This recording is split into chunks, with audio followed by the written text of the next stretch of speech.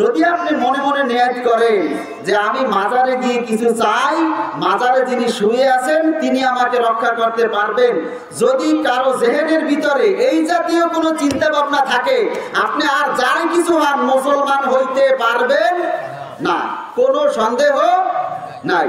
কথা বুঝতে পারছেন?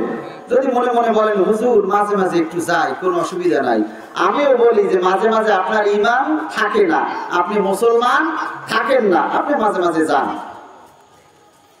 এখন বলবেন হুজুর আমরা কি কারো কাছে দোয়া চাবো না? দোয়া অবশ্যই চাবেন। দোয়া চাওয়া এবং দোয়া করা উভয়টা সুন্নাত। কি দোয়া চাওয়া এবং দোয়া করা উভয়টা কি সুন্নাত। মনে রাখতে হবে সেই দোয়া চাইতে হবে জীবিত লোকের কাছে। কার কাছে চাবেন?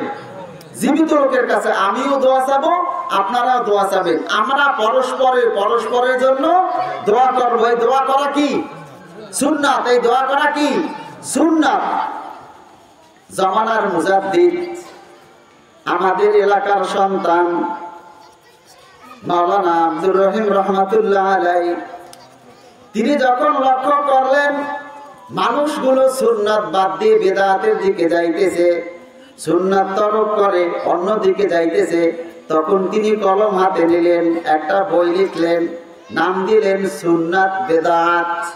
নাম কি দিয়েছেন? সুন্নাত বিদআত। লিখেছেন কে?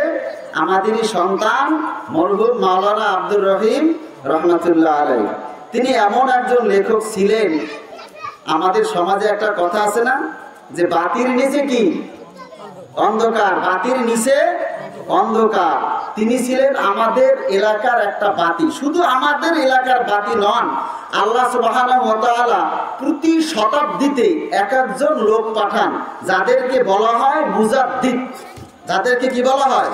মুজাদ্দিদ। এবং তারা সমাজের জিনিসগুলো